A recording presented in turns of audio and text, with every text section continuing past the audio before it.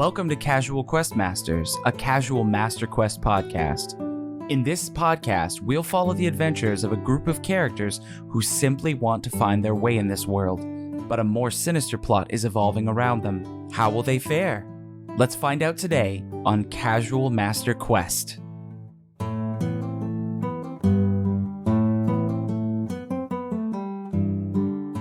Get your dice ready because we are ready to roll another session of Casual Quest Masters. We are a D&D 5th edition live play adventure. Representing the team is Nikhil Chodi Mella. Hi, I play Vol, Nightwalker Valvanugoni, and he's hurt. Pretty... Brandon Thresher. Magdohr Van Dyne. And yours truly as Nox. Help the team get extra damage. I actually don't have anything to rhyme. The only person that actually didn't get hurt. And Glenn Houston, our dungeon master. Hi. Hi. He also took no damage. It felt like and zero. I never take damage. How about I tell you a puzzle and you take psychic damage? That's the only way to do it, but it doesn't give me damage in game. Well, what is the difference between a duck and what? That's it. What is the difference between a duck? No. Okay. I just heard do do do do as Glenn's mental computer just shuts down. So let's get into it. Episode 25. Holy shit! Let's see who gets to do the fun recap part. We are at our quarter centennial. Woo! Oh, now we're at quarter centennial. Wait a minute here. Oh, thank God. I rolled a 7. I started sweating because Brandon beat me. I rolled a 5. Ooh. I'm like, oh shit. But Nick beat all of us. Is this 3 in a row? Impressively so. I rolled a 1. That means Critical failure, which means I automatically do it. this is 3 weeks in a row, Nick. Oh no. 3 weeks, do I get triple inspiration? You get an extra inspiration point for the triple down. Fuck yeah. What? Fuck yeah, eat my ass. Oh, no, here we go. You get an inspiration point, but so does everyone else. This is a team game. I don't like that. But they can share. You can share inspiration points. I don't like that. Share the ass eating. There we go.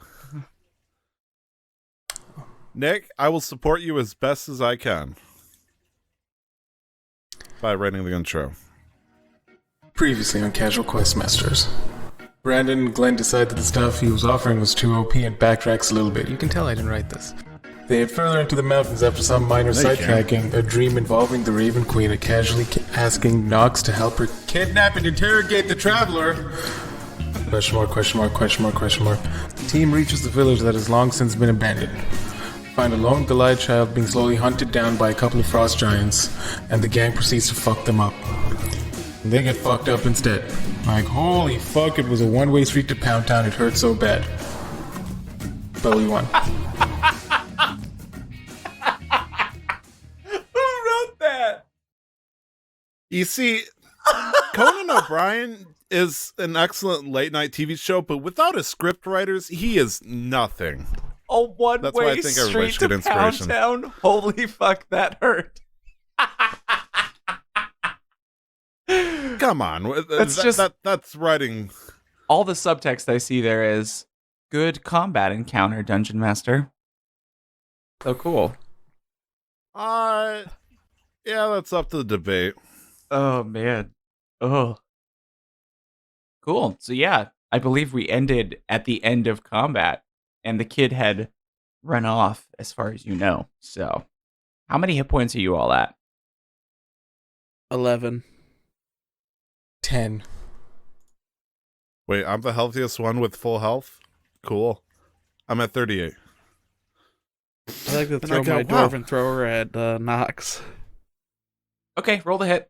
Don't bring me down. Don't bring me Magdohr. down. That would hurt. What'd you roll to hit? Yeah. Huh? You rolled, so that means you did it, I right? know. I'm not. I was just curious. I'm not actually throwing it at him. Okay. It's okay. He would miss anyways with his 16. I used an inspiration Oh. point. I got a crit. I didn't hear you say inspiration for that. Anyway, Magdohr's That's laying what in I a thought, puddle bitch. of liquor, a puddle of ale. A puddle of ale. Oh, that's right. Yes, because it they started broke. throwing rocks, so his alchemy jug broke. Yep. So Oh he's no, laying Magdohr's down there. broken. So Also, yeah, I'd use unsettling vices on you in a heartbeat it's like if you an try to throw alcohol that damn slushy hammer on the at me. ground, by the way. Yeah, Mixed because with it's so my cold. blood and Vol's blood, and ale and mud and rocks and Magdohr's tears. Well, nothing was gained, nothing was lost, was there today? Here. Oh god, there's ghosts. They're ready firebolt. Oh, Well, whoa, why you keep sighing very oddly sexually? and then Oh, Vol's gonna God. start walking around, looking for that kid specifically.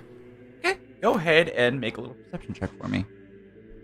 The moonlight makes it so it's dim, so you'll still have disadvantage to look for the kid. Unless you're trying to listen for him, in which case you will not have disadvantage. So you said I had disadvantage? If you're looking, yes. If you're listening, no. Okay, I rolled a 19. Great, yeah, you hear some shuffling behind, because remember I said you guys were looking between two houses and there was a well that he was hiding behind originally? And he scurried off to your left as the battle started. There's a house, half of a house there. One of the boulders that was similarly chucked at you had rolled through this house, and you hear a bit of wood fall to the ground inside of the remnants of that house. Come on out, child. We somehow killed them, but, Hi. I'm a Valendagoni, if that helps.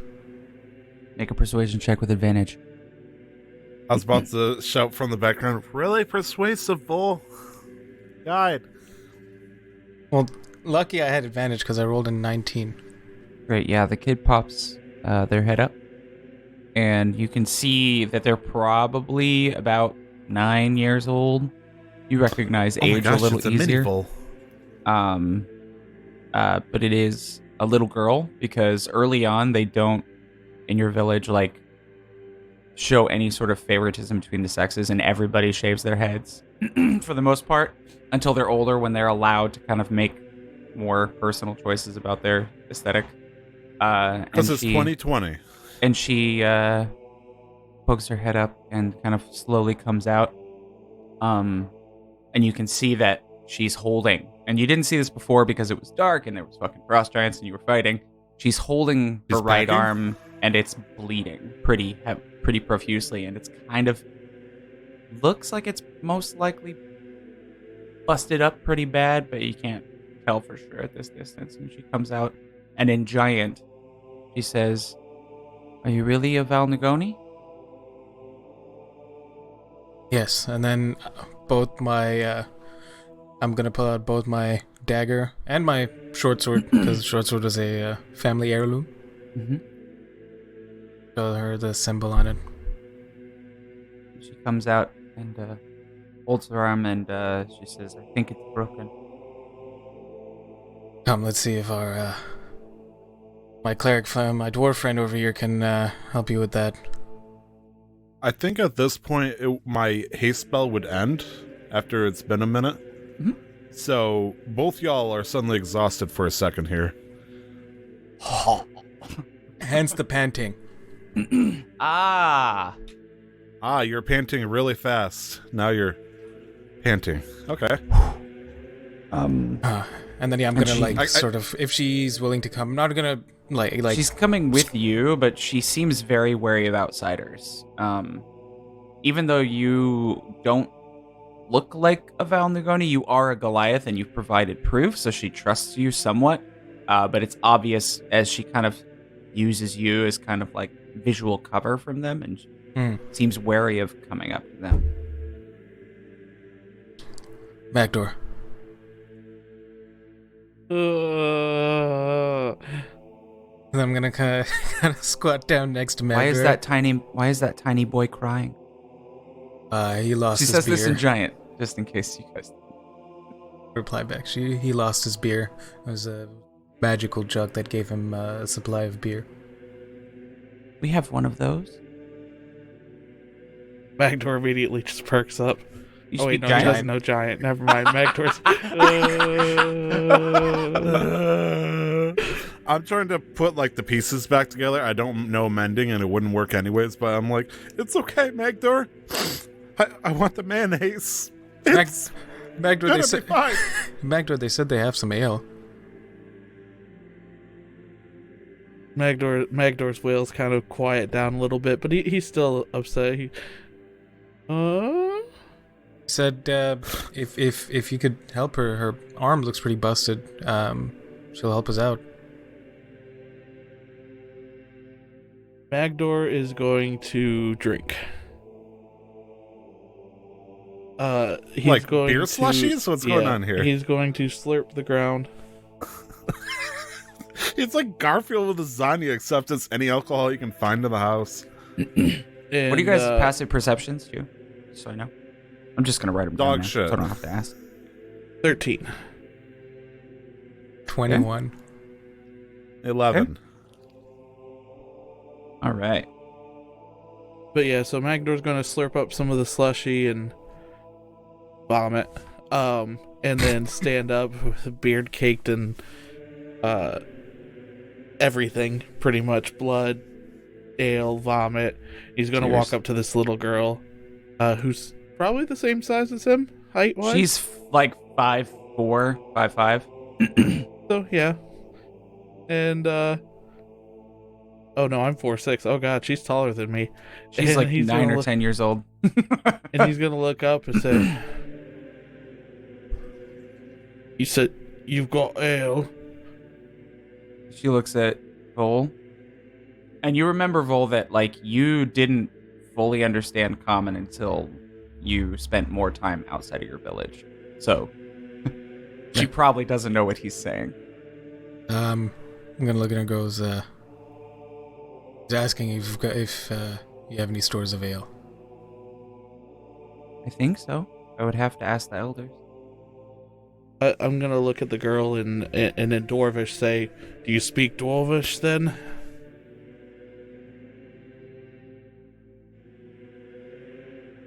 So looks like I'm the trainer. Says she'd have to get permission from the elders, but it's possible. What do the what's the tree coverage looking like over here? Like, we went through a bunch of trees earlier. Are they like pine trees, evergreens or whatnot? Yeah, they're coniferous. Yeah, so there is a decent amount of like pine, evergreen, that sort of, mountainous, high altitude trees that look like they were probably planted here on purpose as sort of a windbreak on the edge of the village.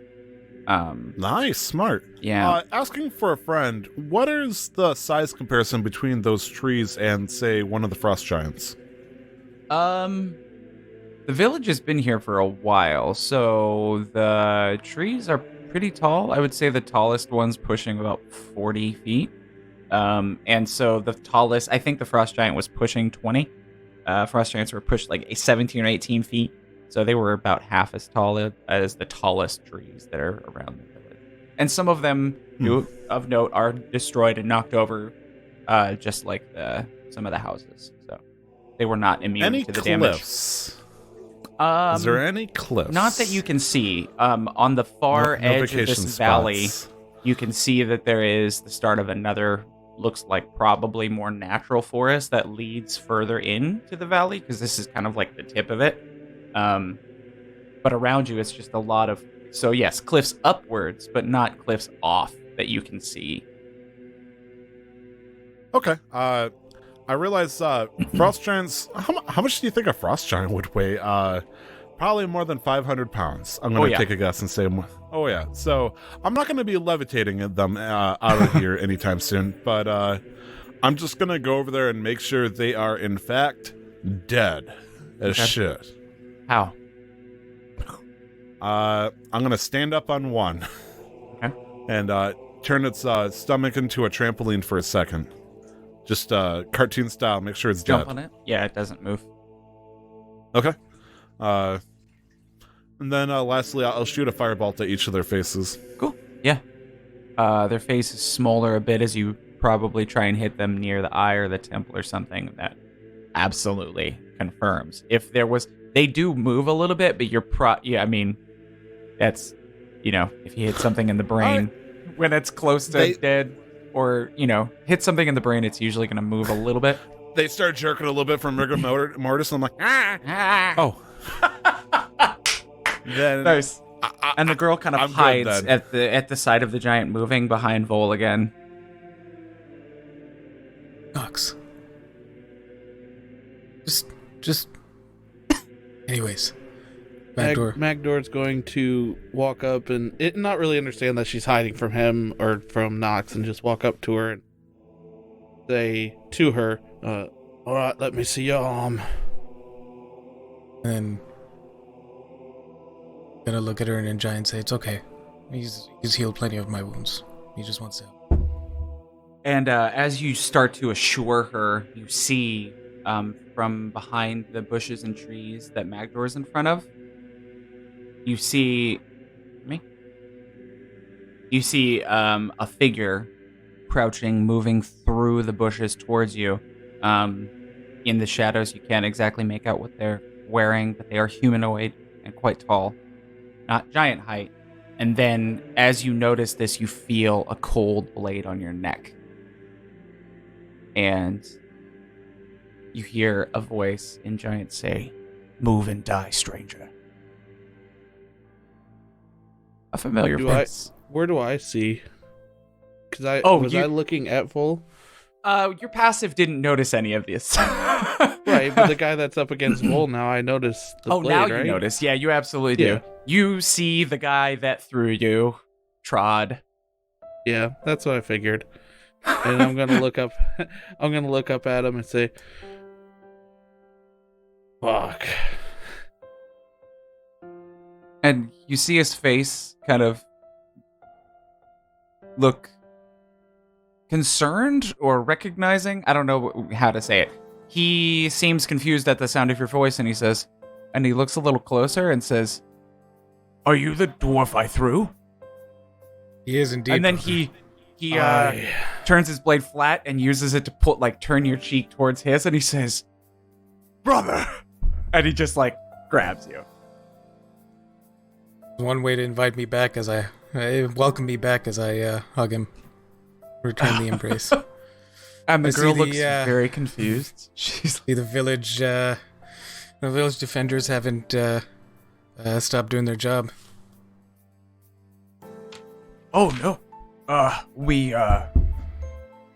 little troublemaker here got out of our makeshift camp and decided she wanted to come back for something to the village. We're actually set up in the forest for now." Well, I'm glad we got here in time then. Yeah. He was just about to heal her. It looks like she busted her arm. He was about to heal her. And I'm gonna hold up my metal arm and say, "'Cause, I've been great at healing arms." Well, as good as it is to see you, I think it's better if we just go back to the village right now. Of course. What? I don't know if they're going to be coming back anytime soon. Wait, and Magdohr's gonna go and see the pile of ceramic that Nox was attempting to, and he's just gonna scoop all of it up and carry it with him. Carry what? The remnants pile of of ceramics, the old alchemy jug. Oh, you're gonna grab all the pieces of the alchemy jug. Love it. Go ahead and make. This is gonna be a perception check just to see if you can locate all of the pieces real quick.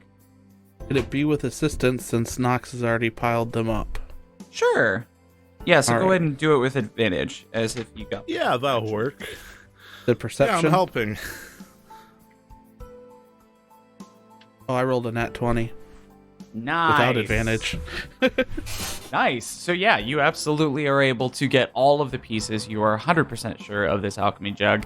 If you can meet somebody of the enchanting variety, they may be able to reform it for you.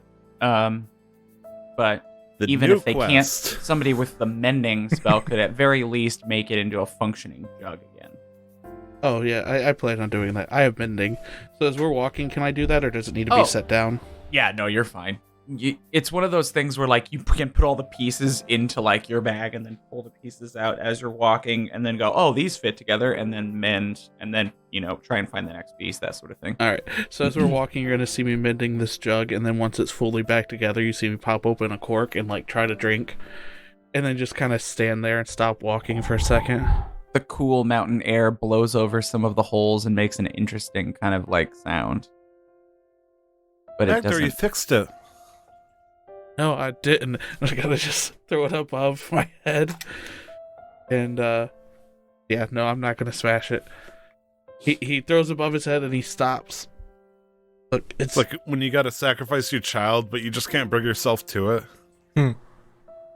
This one can't go to the alligators. I would hope nobody would be able to bring themselves to do it. Yeah. He'll become the next child Abraham of Isaac, Egypt though. instead. And so I just kind of hold this jug above my head and then just dejectedly, like, drop my arms. Don't worry, Magdohr. Let's go. And Trod says, what's wrong with the dwarf? His magic jug got smashed in the fight with those trolls, so now it no longer produces any ale. Huh. Well, the shaman might be able to help him. Nice reward for saving this little one, eh, Magdohr?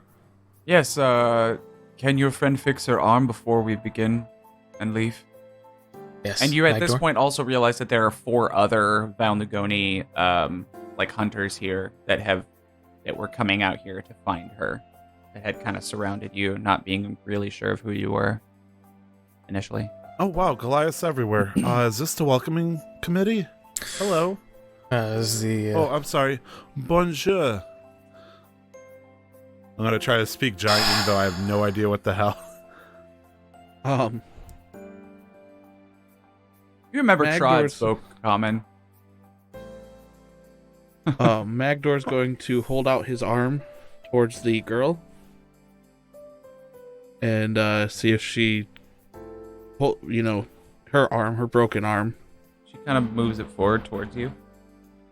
And you can see And- absolutely, it looks like right around the elbow, the actual joint itself, it looks like the elbow itself has been busted up, and that's why she's not moving it at all.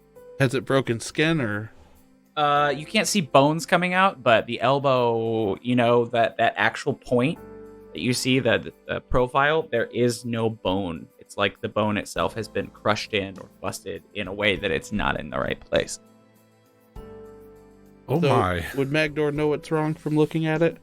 Is it something he can heal with a spell or something that needs time?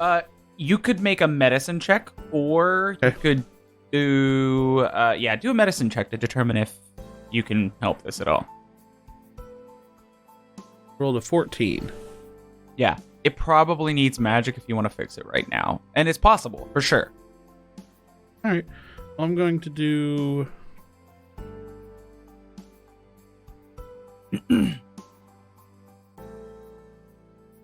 Yeah, I'm going to do Prayer of Healing. This will Okay. take a couple minutes. Because it's a 10-minute cast time. And you see Trod look off and tell the other hunters in quiet hand signals to go around and keep an eye out for anybody coming in on you guys, and he waits patiently. And while I'm channeling this, I'm going to do it for me, Vol, and the girl. Okay. And, I can cast it at a higher level. I'm going to cast at 3rd level. We're all getting fucking healed. For 12 HP. Sweet. Yeah, you are able to fix it entirely. Seems as though she was not superbly constitutionist. I don't know, She didn't have a lot of hit points. Constitutionists. And Is that where you can yell really well? Califragilistic XP constitutionalists. Constitutional. Democracy. Woo! Yeah, no, she seems to feel a lot better, and through those 10 minutes, you kind of see it. Despite the fact that it's like reforming her bones and muscle, it doesn't seem to hurt her, as the magic itself kind of helps to take that pain away as well. And it just kind of reforms, and then at the end of it, she like cautiously bends it, and then looks at you like super happily and just gives you a giant hug.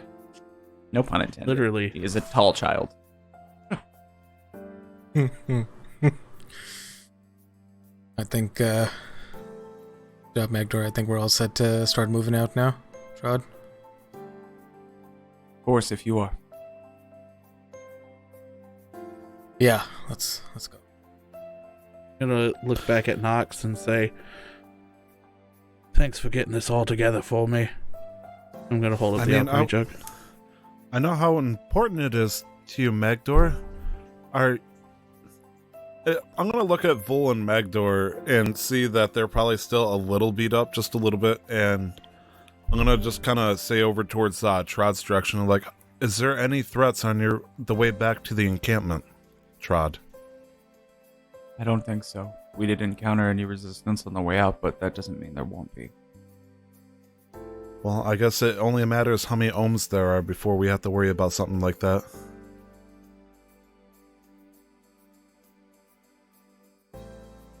Sorry, I'm Looks confused. like Ohms? He says, Doc says things sometimes I don't even understand.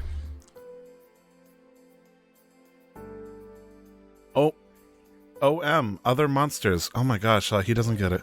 Okay. Alright, let's, It should be safe, though, if you are worried about. We know the safest path. especially now that there's, the village, welcoming committee came out in full force, I think we'll be okay. Well, this is, most of what is left. Go see how we can help. Yeah. Be ready, brother. Mm-hmm. And he nods off to you and starts to lead off. Looks like to the south, or I guess northwest is the direction. Yeah, Vol's gonna follow. I'm gonna follow as well.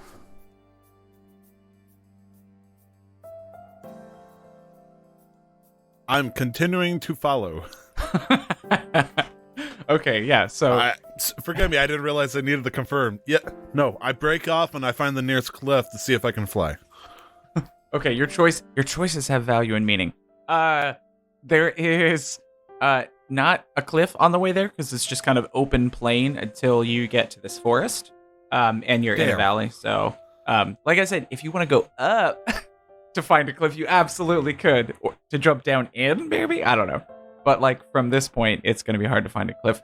But you eventually, about 10 minutes of kind of, like, decent paced jogging, find your way into this village. And that you can tell they're slowing their pace up just because dwarves have short legs, and they don't. So they are conscientious of the fact that they're running with A, a child, and B, someone who is literally smaller in stature than them. So, but they are cautious. You can see that group of other hunters that he had told to, watch the village are also similarly kind of like circling around you as you guys move, watching from further away for different threats. Kind of at times it's even hard to see where they are as they are trying to mask their presence, to make sure that they can get the jump on anybody that would try to attack you. And eventually you find your way into the forest, and it's dark. And as you enter the village, or as you enter the forest, eventually you start to see the dim reflection of fire, like campfire or torchlight on some of the trees after a few minutes of travel through the thick coniferous woods. And eventually you find your way into what looks like a makeshift camp of sorts. It looks like, because there was times when your hunters would go and track different herds of creatures during different seasons, and they would bring with them animal skin tents and teepees, wigwams, things that were portable. And it looks like these have now become home for the time being, as they've set them up somewhere deep in the forest, safe from prying eyes. As you didn't notice this light from outside nor from above when you were coming into the valley, seems as though they masked their presence pretty well. And there's probably only like 15 people in the village that you can see. A few children, a couple other people that are milling about, eating food, a couple people on watch as you enter. All of them kind of eyeing you specifically, oddly, Bull. But all of you get odd looks. All of you, but you specifically, cider. there's a little bit of poison in their stare as you enter. Did we start hearing the song from The Lion King too? Yeah, Exile. Oh, I don't remember it,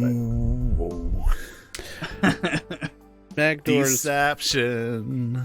Magdohr's going to kind of ignore the stares and just kind of say out loud, "I'll need some ale."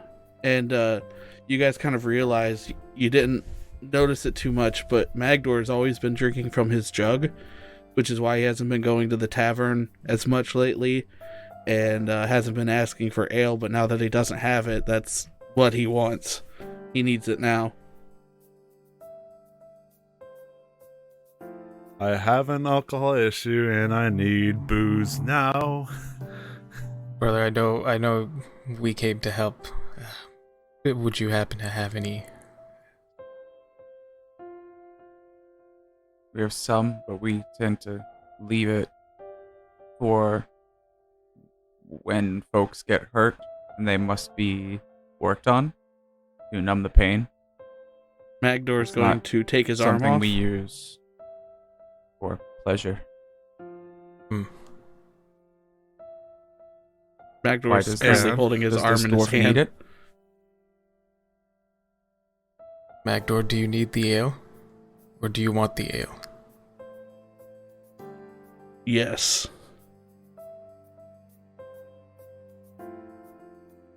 And Volt, Trod comes in front of you and kneels down and says, "This is a demon you will have to defeat yourself. Right now we cannot help you.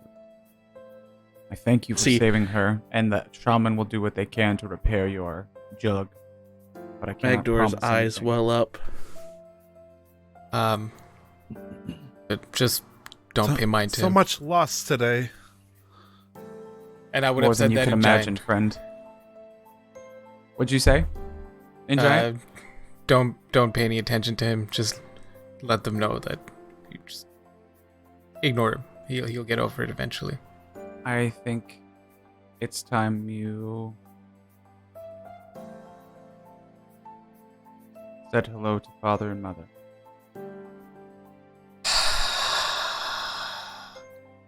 What's he saying, Vol? When am I gonna meet my grandparents? Who's still in Giant? Should we bring them?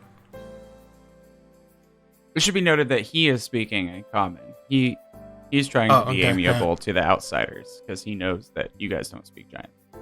So for what it's Then worth, it- Trod it- is, yeah. I was Trod- waiting for it. I Never wasn't sure if if this was like an LGO situation. It's like, how dare you speak to me in Elvish? I'm all inclusive. I'm glad Trot is too. Trod is And then continue trying on. to be. It seems like he's probably one of the outliers here, as he is not staring daggers into you. But he what did you say? You said pay no mind to him, right? Yeah, that would have been to specifically about Magdohr. That would have been in Giant. In But then- Giant, okay. Yeah, but then now And he moving forward, says- then he's probably gonna be in Common. Your friends should come with you, as I think you will need the support. All right. And he Okay. says, "Go." and to the fire, he tells the child who just got her broken arm fixed, and she starts to go off into the forest to get firewood. All right. I'm gonna leap at Trod. Nox is gonna jump at Trod. Jump at him? Yes, I'm gonna shout, "Uncle Trod!" and I'm gonna jump at him. And he gets in a defensive stance. And Catch backs me! away. In slow motion, just catch me. And he puts his hand out shit. on your face and keeps you from getting close to him. Not forcefully, it's just holds you at a distance. He's just what is this? He's trying to embrace you. Oh, I think what would have the happened hug? then is I jump at him, and he clotheslines me with his one hand. So it's just boosh, I immediately go horizontal into the snow. No, here. I forgot the hugs. I hugged you because this seems common practice, and he puts his hand down to help you up. If I beat you arm wrestling, can I have some ale? You have to use your real arm, not the metal one. That's fair. After we visit the chieftain. But why? Because it is more important than your alcohol. Magdohr's gonna huff. All right, let's get this over with. I You may hear not the be the kid chieftain, mumbling. but if you were unaware of our practices, the chieftain is the most respected member of our tribe, so please show respect. You hear as as Nox puts their nose back in place from getting it's like that scene where Tosh tries to run into Mike Tyson's arm essentially, and he just gets clobbered in the process. And so, or was it Steve-O? I don't remember who it was. I think as a result they fell and broke their arm because of it. But great moment in history. Anyways, Nox would accept Trod's arm up, and what is Trod doing at this point? He gives you an awkward hug. He says, "It is good to see you. Uncle Trod." Let us go now." As we walk, Magdohr's going to remember his history with names, so he's going to ask Trod, so what do we call them? My mother's name is Alani, Skull Crusher, and my father's name is Goruk, Giant Slayer. Wait, your parents are the chieftains? My mother was. Nox makes a face over at Vol. My father has taken on the mantle. As we'd be walking, you'd probably see Vol stressing out. He was not wanting to do this. He forgot completely in the race to help his brother and his village that he would have to face his parents again. Okay, go ahead and make a... Are you trying to hide these feelings? Probably not. Probably not? Okay. And your brother, being relatively in tune with how you're feeling, understanding what emotions you might be going through, looks at you and clasps you by the back of the skull and partially on the cheek, and gets close to you, as you do want to share air as a sign of respect and closeness. And he says, "This is important, brother. You will be fine." I know. Came back to help. I just forgot about them. Your value did not end when you left the village. Know that. Now come. Do this. And then as we're I let going, go of I'm Trod. gonna turn around or to look at Magdohr and Nox. And not say or do anything, but just turn and look at them and then continue moving on. Magdohr, I think Vol's scared. Aye. He's got low health right now. I don't think that's the problem. Well, maybe I actually. How do people who've been exiled say hello to each other when they meet? Magdohr's going to kind of take a step back. He was going to make a joke and then realized he's exiled himself. And then just kind of look down at the alchemy jug he's holding and look up and I don't know. And then continue on. Oh. Struck a nerve in Magdohr. All right. So Trod leads you to the larger tent near the center of all these different, animal-skinned tents, teepees, wigwams, whatever you want to call them. Each one with a small hole in the top and a little bit of smoke rising out of each one. And he pulls the flap open on the front and says, "Enter." All right. And then Vol's gonna step aside. Nox is gonna shimmy inside. They realize at this point that they need to make a good first impression, because this is the first time they're meeting their grandparents. So they're gonna be quiet for the time being. And Magdohr slowly shuffles in, still thinking about what Nox has said. Makes pretty pointed eye contact with each of you as you go in, giving you a nod. And then you hear the flap close behind you, and in front of you see this one's a circular tent, and there's a pit that's been dug into the ground a little bit with some like a circle in the whole room. On the back end of the room, it looks like there is like a decent sized bed, and one person is lying in the bed with another person sitting next to it on the bed. The one in the bed, their face is pale, flowers held in their hands. Incense fills the air, and from the bed you see your father, Boruk, look up at you, but your mother's eyes do not open. And he looks up at you. Vol at that point would probably kneel. Head down. Not saying anything yet. And then his eyes, as his son has now kneeled, looked at each one of you. Nox doesn't blink. Magdohr's going to look over at Vol and realize what's happening and kneel as well.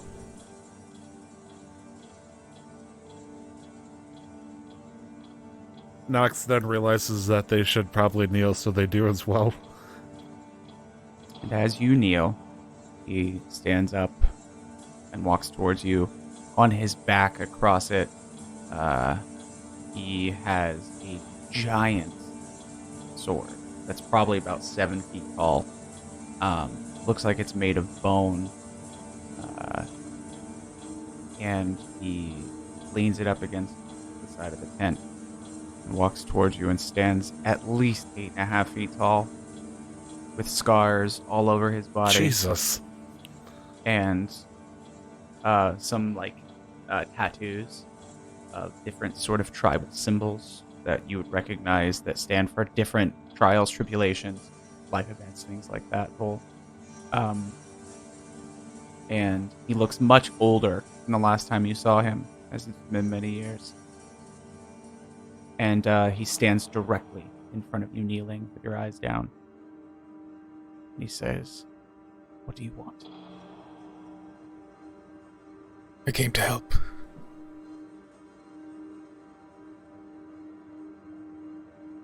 What would you do?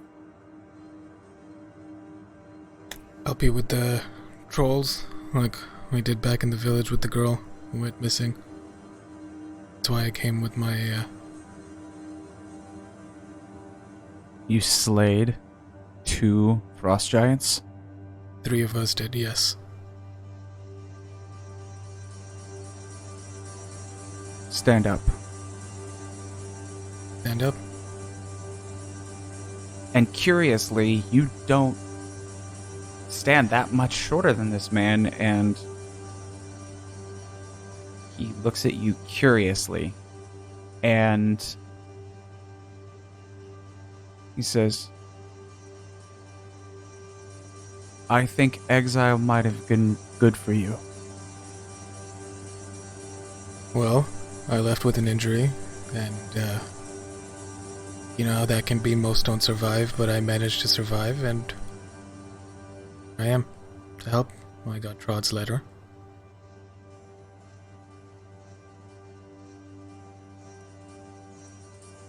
Perhaps it's just my old age. Perhaps it is too much happening right now. But I am happy to see you. And I welcome you home. And he brings you in close. Similar to your brother. With his hand around your head. With his eyes closed. Yes! Yes! Okay. Nox And, begins vibrating.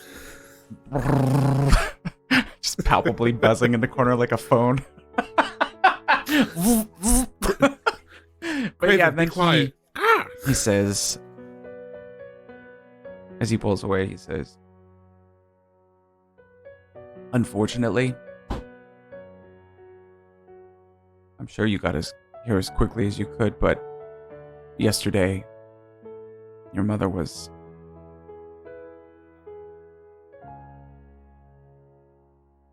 She was killed.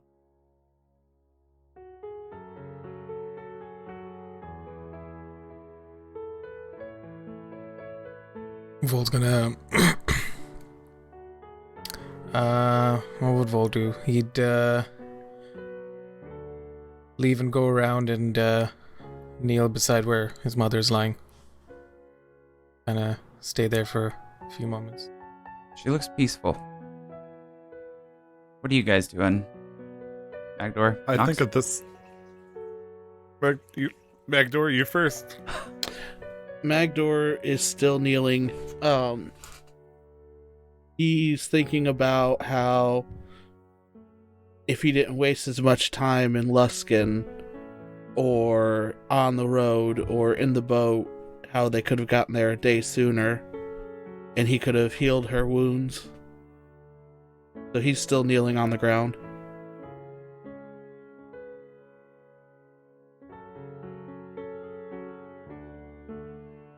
Nox is done kneeling at that point when they hear those words, but they sit in like a cross-legged position. And just kind of like arms crossed, deep in thought at these words, just like crunching timetables. A similar thing as Magdohr, except instead of blaming himself at this point, he's like getting a little flustered with others. They're also thinking about if there's anything they could possibly do with the help of the goddess of death on their side, as well as the traveler. And they're just, contemplating in thought at this point. But Nox doesn't say anything. And you hear a voice in your head as you contemplate this. And it says, Oh boy. you can save her.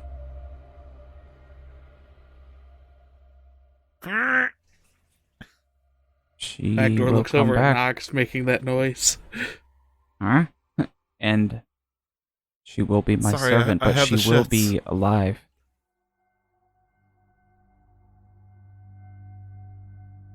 No, Mother,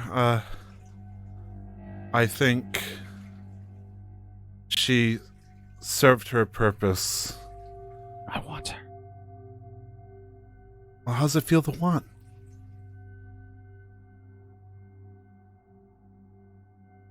I wanted the Staff of Power last night, and I got squat.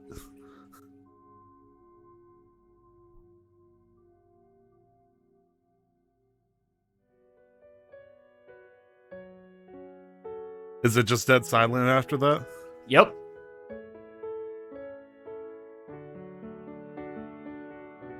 Well, that's it for my scene then. Jeez. Okay. I'll start making a new character as I get sucked into the void. You see Nox slowly shrinking and shrinking, and all of a sudden it just turns into a miniature dark hole. like an apparition in Harry Potter, and Nox is gone. All right. I'm assuming Nox isn't actually gone.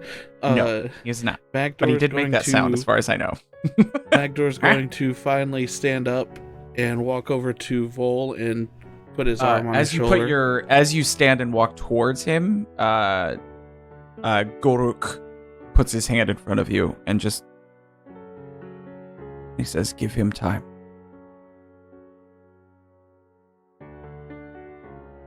He needs us.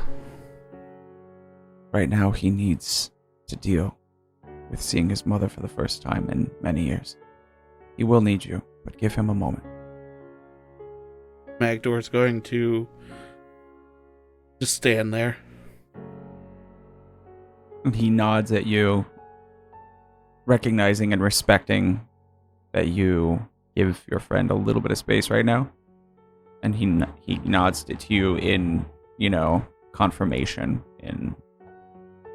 He appreciates it. It's obvious at that point.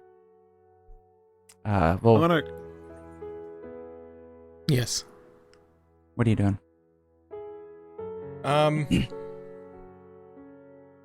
Vol's probably just more remembering and paying his respects of, growing up and stuff, and as not so nice as it was being exiled, given Goliath, he understood that it needed to be done, and,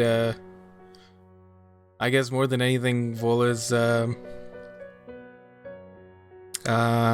what's the right word to put it? Maybe grateful? Mm. Then he stands up and without looking at anybody specifically, he says, "She led the village well, didn't she?" Your father looks at you and nods. And you do remember when she exiled you. You never saw her show a sign of weakness. But the one sign of quote-unquote weakness that she showed in Goliath culture was in the moment that she stared at you and told you those words that you would not be allowed back. A single tear welled and then fell, and she quickly wiped it away. That was the one sign of weakness that you saw from your mother, and in that moment you realize how much she probably hated that. But it was hard to see being told by your family that you were going to have to leave forever. But she looks peaceful now.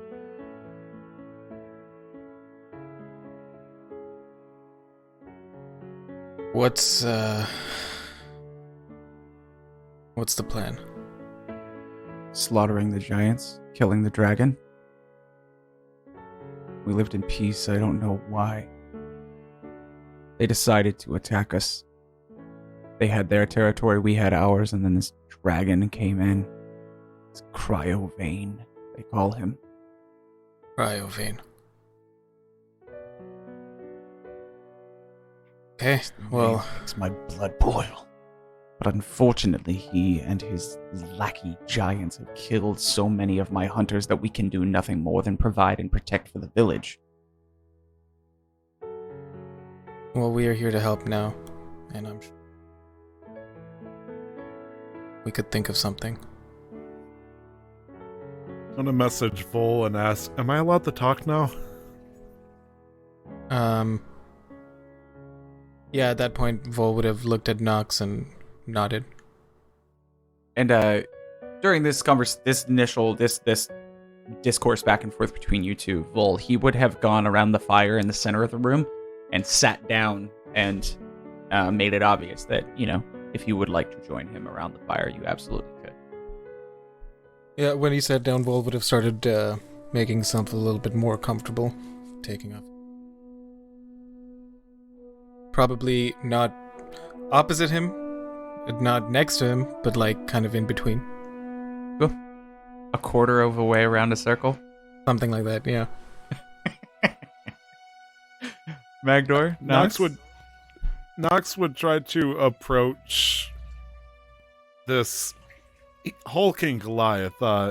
Mind you, I think at this point he's facing the fire away from me, but I would walk up, try to keep within his peripheral. That way I don't get judo tossed into the fire or some shit. And they are good at throwing. Yeah. I go, I am Vol's ward, So by extension, I think that makes you my grandfather. It's a pleasure to meet you. I also killed a I frost have a giant. grandson, and he looks at Vol. apologize. This is Magdohr, a friend. How did this come to be? He does not look like a Goliath. What is this can if ward you- word? Do you want me to be a Goliath? Because I can. Don't do it. Don't.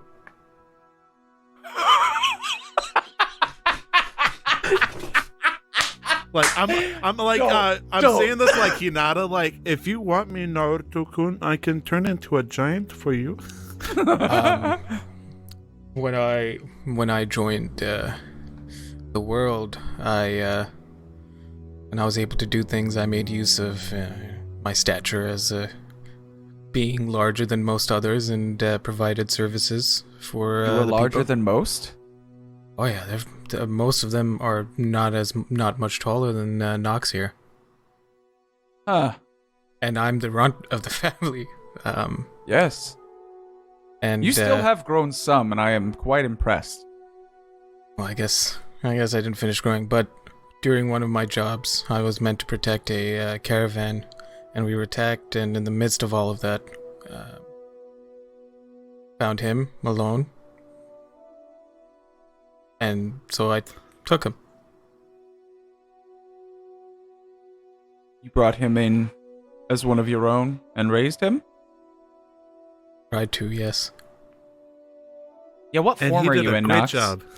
I'm in Mary form, so Okay, the half elf. you raised her? Form. Huh. Yes.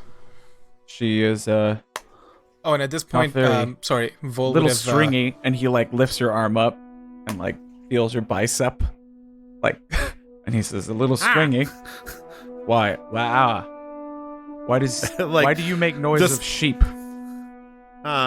Defensively, like when he grabs my arm, it turns to jello. So it's like he squeezed Play-Doh. What is wrong with her? Nox What is right? is a being that can change forms freely. Or at And at least that She point- could become a wolf or a dragon. no, not Show in me. that case. I need to see this. More like a doppelganger. They can.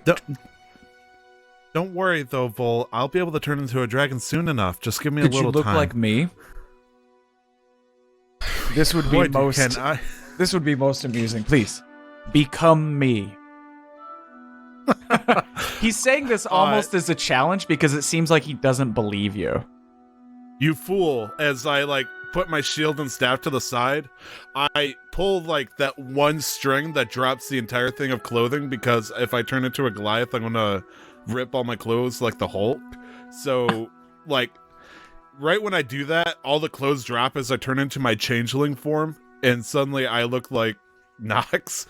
And I go, "Oh wait, I don't have to say my form." And I'm gonna turn into grandfather, except stark naked, Ken doll. And probably not as tall, but yeah.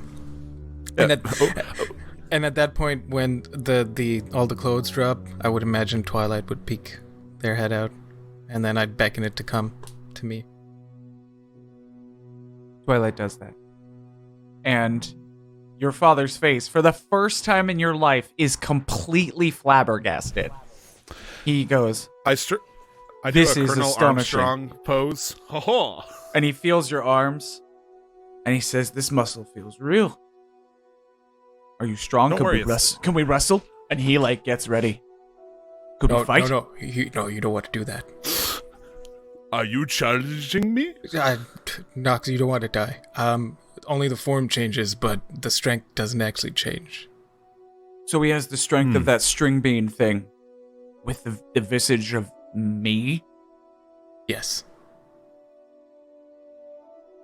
Amazing. And he like feels your face and like pulls your cheek a little bit. He's like, you know that scene in Hook where the kid's looking for Peter and Peter Banning, and he's like feeling his face and moving it around.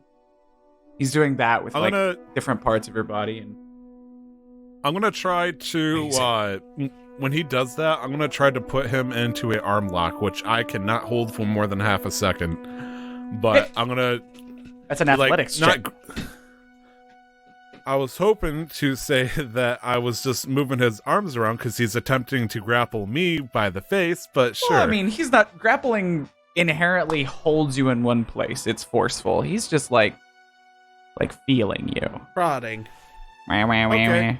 I got a +0. Let's see what happens. Yeah. I got a 2. That's solid 2.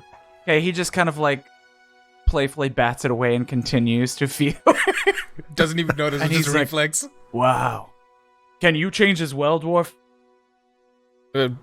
No, but I can beat you wrestling. I doubt it. No, but But this is not the time for wrestling.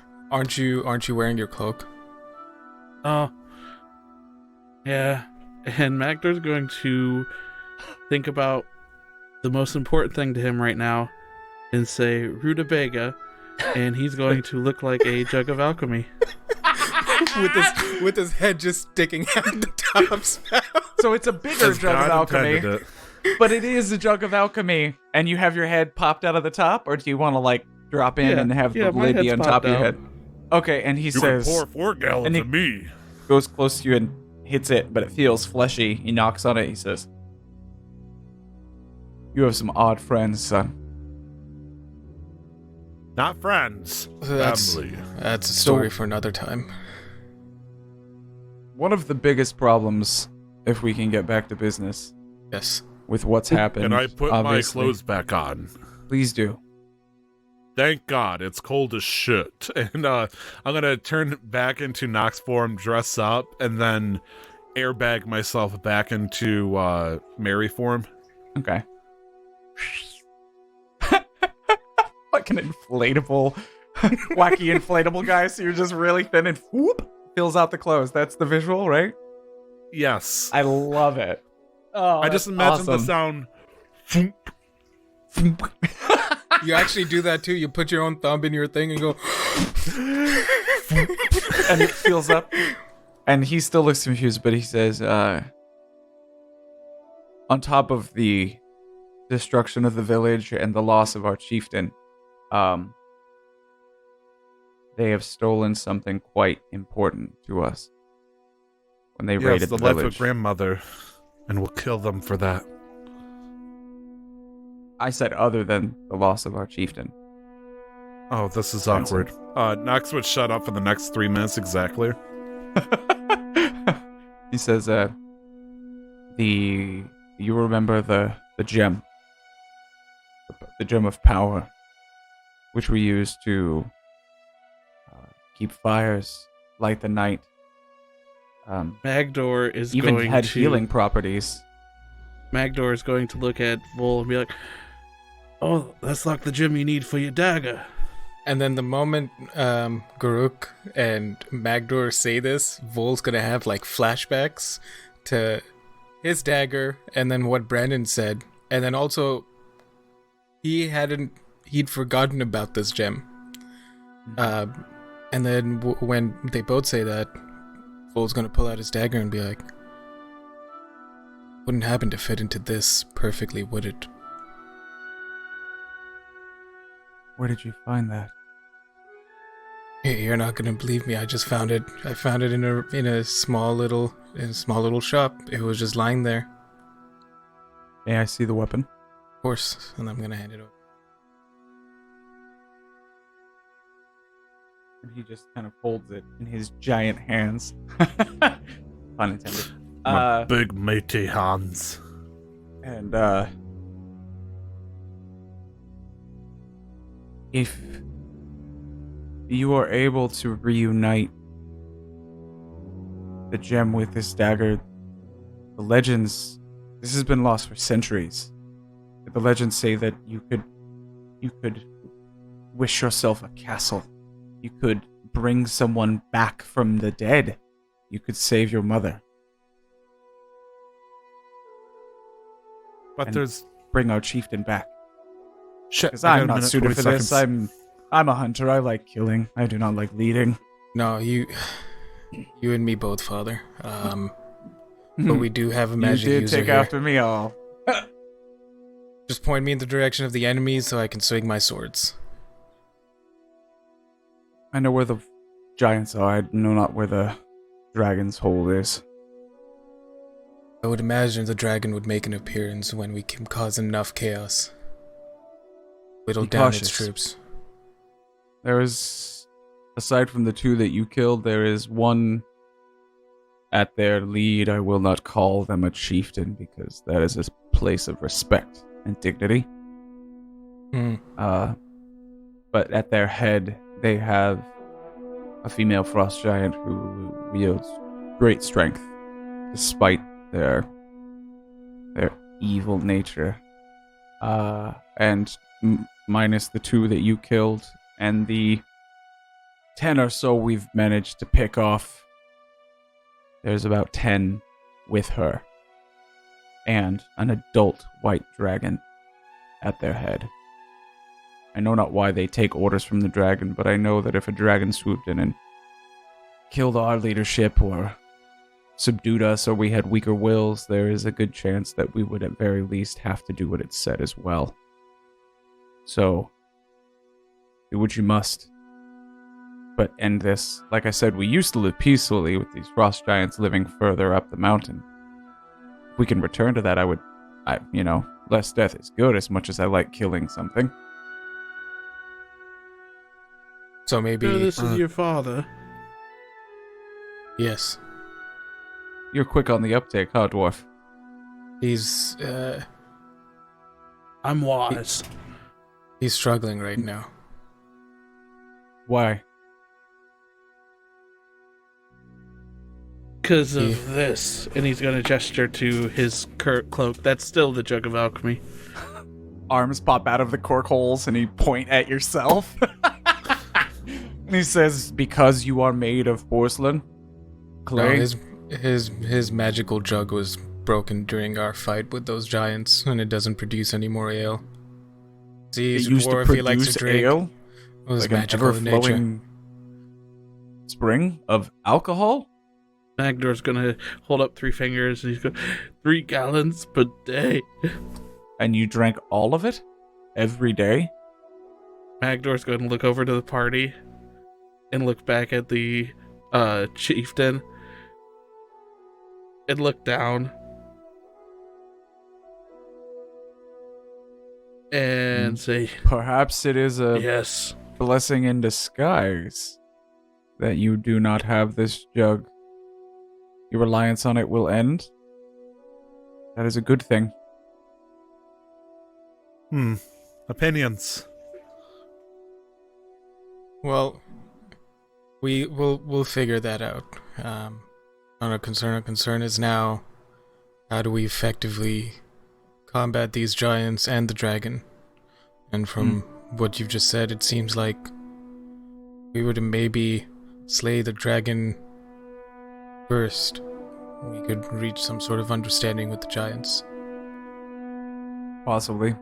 The only issue is that I have only seen the dragon coming from further up the mountain, and the only way to get there is either up a near sheer cliff or going through where the giants currently call home. Vol, Yes. would there be any consequences of bringing your mother back? And Nox at this point would be standing not too close because they saw that there was like a respected distance, but like back turned to the party looking down, because just because they brushed away the Raven Queen's demands doesn't mean that the thought was completely pushed away. Because when was it Baruk? Goruk was talking about the sword could bring her back. Nox thought that once a Goliath dies, it's done. There's everybody's happy, but when they talk about the possibility like it's a good thing, the thought creeps back in their head. Make an insight check for me. Okay. 23. Yeah, it seems like the only reason why you don't, obviously you don't know Goliath culture outside of what Volus told you, but it sounds like Right. this was the only reason this is exempt to what you would understand as an honorable death is because of the nefarious nature of it. Dying in battle, awesome, great. But it sounds like the way she was killed was not honorable, and therefore her death was unwarranted, and a return to life would be a good thing for that reason.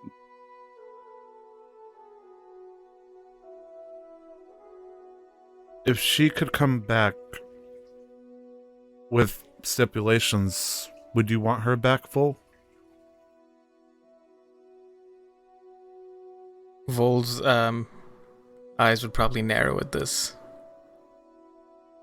Well, I'm Godric right now. You saw my eyes narrow too. Yeah. Double squinty eyes. What kind of stipulations?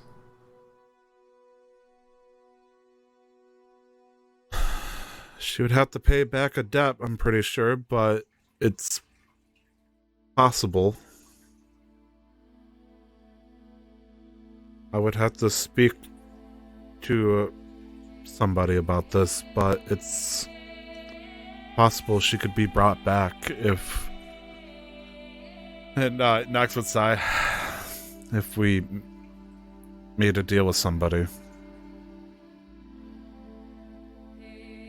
I just want to make sure I remember, I'm not metagaming here.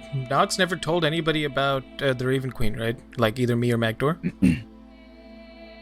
I believe so, yeah. They've either, cartoonishly attempted to hide anything that involved it. I believe Magdohr has taken a look at the blade one time a while ago. So they have, an inkling, I think, but I think for the most part, it's kind of like one of those unrequited love in an anime thing where it's it's been poorly hidden, but it's still hidden, I guess you would say. So yes, to answer your question, yes, I believe so. For Vol and Magdohr, please make Arcana checks for me if you could.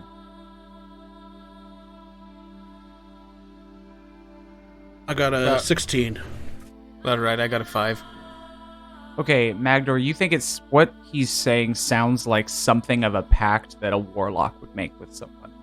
You know, usually power for some sort of price. Sounds very, very, very warlocky. If it's magic in nature. Well, you're not exactly sure the nature of what he's referring to. Nox, you're gonna need to give us more information before you start bringing people back, but also specifically just bring my mother back. I'm not gonna do shit. I was just asking.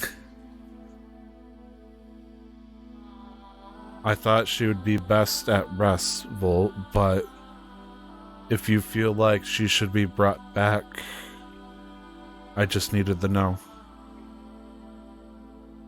I'll give you finer details later if there's a possibility. What would you do? Speak plainly, grandson. If we're gonna be honest here, I'm not I'm adopted. Congratulations, you have a granddaughter that's a half elf. I've been adopted by more than one person, so to speak. You see, unfortunately, Vol here is great at teaching me how to swing the sword, but I actually still don't know how to do it. As you see, I'll show my arm, and then I'll sloop the my forearm, so it just kind of cartoonishly goes downward instead of upwards. But him and I made an agreement that I should learn how to properly control my magic. As I began producing a small flame in my hands, and I found somebody that showed me how to control my magic. As this burning red flame starts to turn towards more of a purplish hue, more translucent and apparent, and I go, I met Mother.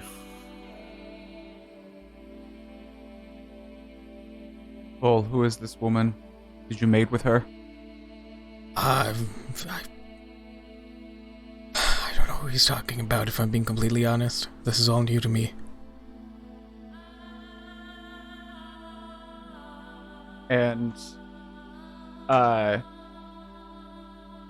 from the corner of the room that was a little darkened by the presence of a fire that flickers, you see a old, thin-looking woman that is a Goliath. All of you. As she, it seems as though she sat there unmoving in the corner. And she says, "This is dark magic you speak of, young lady." Whoa, who the hell are you? And he says, "This is a shaman." Well, hello. Are you my grandmother? Great grandmother?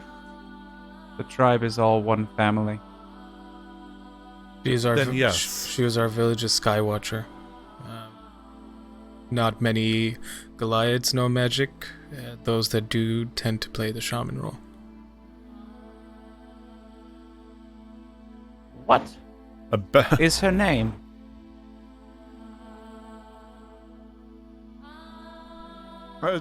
Mother.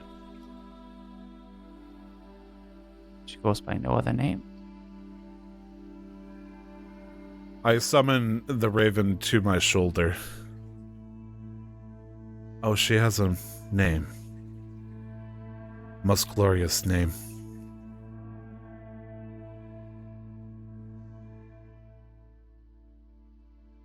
Step away from my chieftain. I take one step away from the chieftain. She's referring to the wife at that point. Wait, she's doing what now? No, she was referring to not the current chieftain. She's talking about the wife, the dead one. Oh, I don't think Nox would know that. Away from her now. Oh, this chieftain. Sorry. I'll take I have a step seen the towards, future. She will away be from the returning, chieftain. but she will not be coming back like that. I mean, if that's the agreement, I'm understanding of that. The bones have spoken it. I told the chieftain that Bull would return. Prodigal son would come home and save his mother. He did not believe me. It was far-fetched, I understand. But now you are here, Bull. Welcome, returned son. This dark stain will not be the way that she returns. You will bring her back. Vol's just gonna nod. And One nod. I double finger guns like, you got it, Grandma. Magdohr's going to look at the shaman and say, "Can you fix this?" and hold up the alchemy jug. She walks towards you, and her long, grayish, bony fingers take it. She holds it up. Yes. But it seems as though you rely too much on this. What are you trying to keep down? Is this fucking Alcoholic Anonymous episode? What's going on here? When she says I will that, make a Magdohr's deal gonna with you, go, Dwarf. I will not pry further. If you can go a full 10 day without having a drop of ale, I will fix your jug. Yeah, that's not gonna happen. She gives you the jug back and says, "Very well. But I know that you are masking some sort of pain, and it is best usually to confront these things. I hope you do." Magdohr's going to take the jug and turn around from everybody and kind of stare towards the back of the tent. Okay. And the shaman, she moves towards you, Vol. Kind of slinks up to you because she's a little slinky. Just think like a less evil looking who's the lady from Emperor's New Groove? I forget her name. Yzma. Like a less evil looking tall Goliath Yzma. Just very long and bony. And That's she's scary, got dog. her tattoos are very runic and druidic almost in nature. And she says, "It is good to see you, my boy." She pats you on the face. She's still shorter than you because she's like she's hunched in her old age. It is bittersweet to be back. We've got a job to do, and then we can catch up. All I know is that each day you must take things as they come to you. And today is a good day.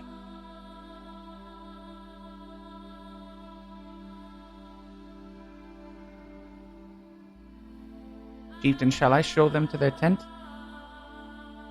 He says, unless there's anything else you would like to speak about before we head off to bed for the evening. We could probably get more specific details in the morning, but we are sore from killing those two giants. On top of the travel. Yeah, I'm really mountains are tired and treacherous. hurt. Yes, these two did well on the journey up here. For non-Goliaths, they handled it quite well. Right. It's a shame your prophecy didn't save Bull and company. That's weird. Bones. Wait, does that mean I'm gonna die? Because that's troubling, actually. Do not read into it, young lady. Okay. Life is Well, about choices. I can't read Goliath, so I guess that works out. Make the right ones, and you'll be fine. Hug? Nox wants to hug her. But they don't go forward, just arms wide kind of thing. It's just kind of like you're opening yourself up, kind of. Yeah. And she says, this is the thing that Trod spoke about, the hug. Oh. Yes, they seem to like the embrace quite a lot. Come close, young lady. Come here. Mm. And she's bony and cold. Like, Okay. way less warm and comforting than hugging Trod or Vol or the chief. You know, like, yeah. So, But she does embrace is she you. taller than me? Yeah, she's about 6.5, Okay. 7 feet tall. Like, straight up, or is she hunched over or anything like that? Probably when she was full grown. So yeah, she's probably hunched to about 6 feet tall. Like, I got this giant Yeti fur cloak that, I just kind of spread wide. And, I tried to, like, wrap it around her just to warm her a little bit as I embrace. And I go, "Traveler's blessing be with you." That's more like it. Shit, you know the Traveler's son? I believe he goes by many names. Cool. But the Traveler seems in line with the other ones. So if you're talking about who I think you're talking about, then good luck winning the tug of war that is going on for your services. What? As, like, Nox, like, leans back, like, eh? If you ever need help, I am here. Yes, I actually could use my alchemy jug getting fixed. I don't usually drink, but it's just a shame that it broke. I believe that you are speaking on behalf of the dwarf, who is now cradling it and staring into the corner. Yes, I'm his lawyer representing. Is there anything I can do to have you fix it? It I is haven't not- drank it for 10 days. Make a deception check. Well, I haven't drank from it in 10 days. No, I know, but it's the whole deception that you're saying this is your alchemy jug. Oh, we're going back to that one. Yeah, I rolled a 20. Okay. Yeah, she says, if it is truly yours, then I would be willing to fix it. But then I wouldn't have to be able to share it with him, I'm assuming.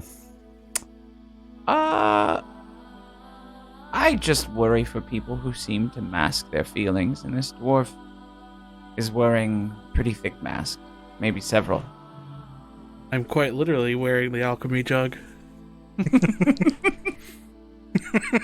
Is that your new persona? Your alchemy man is just, You carved into like some kind of shiny anime mask. I'm the trash guy. Jump in the ring and I just start eating trash. What the fuck? Lad. It's from. Where did that It's one always come sunny from? from It's always sunny in Philadelphia. It's Danny DeVito. Trash man. Anyway, and she says, "So I could fix it for you if you could wrench it from his body. Is he the alchemy jug now, or has he simply transformed?" I don't know, Aesthetically. because honestly, asking you to fix alchemy, it's like fixing him at this point, so I'm not even sure. He's a bunch of pieces right now, and Master Dwarf. honestly, Magdohr's gonna just kind of look up and look over. Come. And as he Gonna calls him over, waddle. your father, Yuval says, "Son, I know that these are trying times, but it seems like you've found a family. You know that the tribe was always the whole family, and after you left, our pride kept us from reaching out to you, but Trod showed us we were wrong." I mean, if we are a people who do. Not that we don't have any beliefs or any gods, but we believe more in actions than the words or the beliefs of higher beings. And I think, despite that, I was meant to be exiled. Strange as that might sound. And while I'm saying that, I'm gonna pull out one of my friendship coins. I'm gonna hold it up to him and present it to him, and we've been making these and giving these out to people who we trust and who we can consider allies, at the very least. Trod has one. Feel like. And then I'm just gonna hold it out for him. Where is the one for your mother? And I'm gonna pull out a second one, and then I'm gonna go stand up and sort of, I guess, place one in her hand, along with her holding the flowers. Yeah, and you realize too that underneath the flowers, because one hand was grasping the flowers, inside of the flowers was the top, or the bottom of the hilt of her weapon, which was down underneath the blanket. So she was holding flowers and a sword. Fitting. And yeah, in the other hand, you're able to place the coin, and so now it's kind of between right there, Yeah. top of her other hand. And he says, "I may not always trust the shaman, but she has never been wrong. So, bring her home, but first get some rest." And he flicks the coin and catches it, and he says, "And no longer will you be unwelcome here. You and your ward and jug friend are welcome in the Valnogoni tribe and valley whenever you wish." They're... And then Vol's gonna nod and then say, they're an odd bunch, but... Hey, once all of this is over, I could tell you about the time I got kidnapped and it took them a while to find me. You were kidnapped? Now, Surely they took you in your sleep. it took me in my sleep. They must have done something to my food or my drink. I get Unhonorable. there is no other way. Also, if you're willing, I could teach you... your brother told me that he gave you the book. Yes, and I'm slowly learning from it. Once this is over, if you want, we could spend some time learning the ways. Training. Deal, I'll save the village, and then you'll teach me to become stronger. He puts his hand out in an odd gesture, because you know that he doesn't Sorry, that was really Vroom, loud. vroom, motherfucker. Jeez Louise. In an odd gesture, he puts his hand out and says, "Shake on it. I hear this is a thing when people make agreements It took me a while to understand it, and then I'm gonna shake his hand. They seem to prefer this physical contact for agreeing on things when simple words are not enough for some reason. Well, you gotta do full forearm, like, it's called the Predator handshake. Usually word is good enough, yes? Yes. The deal. Then no shake. We do things like Goliath here. No shake. You save the Okay. village, I teach you the way. And then under his breath, Walt's gonna mutter, "Hell yeah," because he I thought you were doesn't gonna want say. I was hoping you were gonna go. This is the way.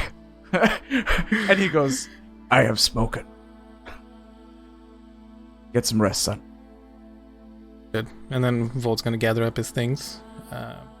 Also, this is Twilight. I know you probably And now- noticed him, but He puts his hand out. Twilight immediately hops on his hand and just like crawls up his shoulder and starts nuzzling him. While that was going on, Magdohr, you had puttered over to him or to the shaman and Nox. Let's pick it up there real quick. Hi. Have you come to Magdohr? make fun of me more? No, the jug is apparently theirs, so I will fix it for her. Magdohr was about to say no, it's not, but for the first time in his life, as soon as she said, "I'll fix it for her," he just he like opens his mouth and immediately closes it again. So He doesn't know what to say. you are in possession of this. You were very saddened by it. I still worry for you, but if it is not yours and it is hers, then I will fix it. It is I mean, hers. She you just still- lets me drink from it. You drink 3 gallons a day with her permission? This is still unacceptable.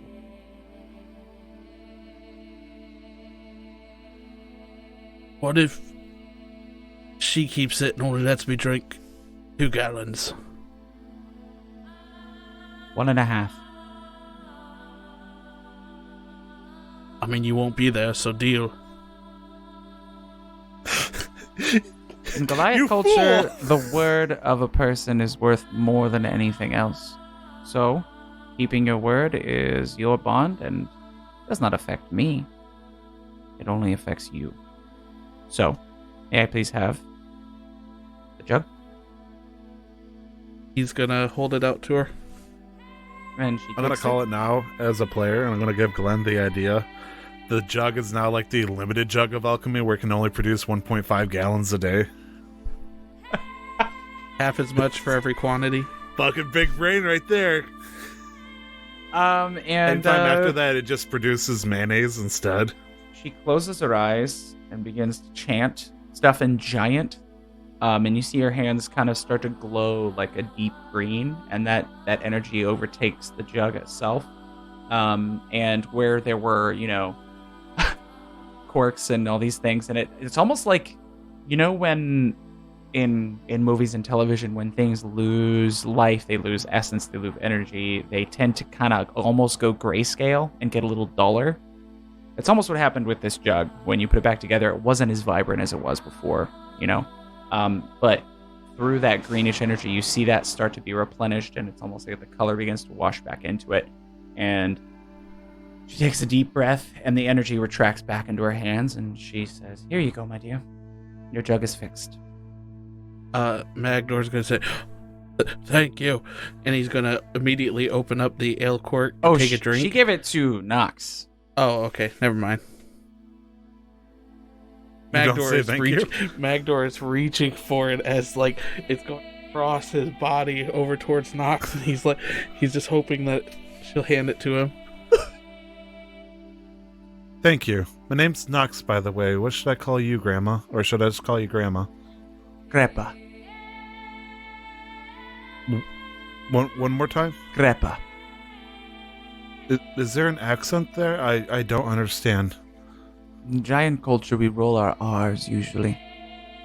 Crepa. Oh, so...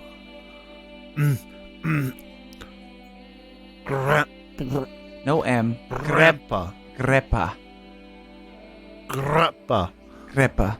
Grandpa Skywatcher? Skywatcher. Grandpa Skywatcher. Skywatcher. I'll call you Grandpa. If you need to call me Grandpa. Grandma or whatever that is close enough to my name. Oh no, it's not that part that's yes.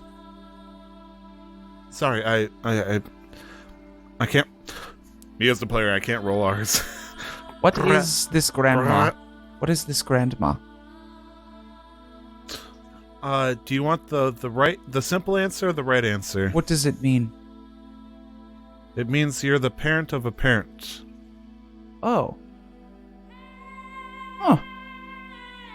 I guess we never put much stock in it. But I am indeed Vol's parent of parent. I'm honestly surprised you even have a stock market. Magdohr is going to kind of reach for the jug that that Nox is currently holding. Please, this is Can hers. I have one Master drink? Dwarf? You can wait later, Magdohr. It's like I give a look over at Magdohr. Magdohr's going to look down and look at the shaman and say, thank you. And he's going to say rutabaga and change back into a normal cloak. Why does this matter so much to you? I'm a dwarf. I like to drink.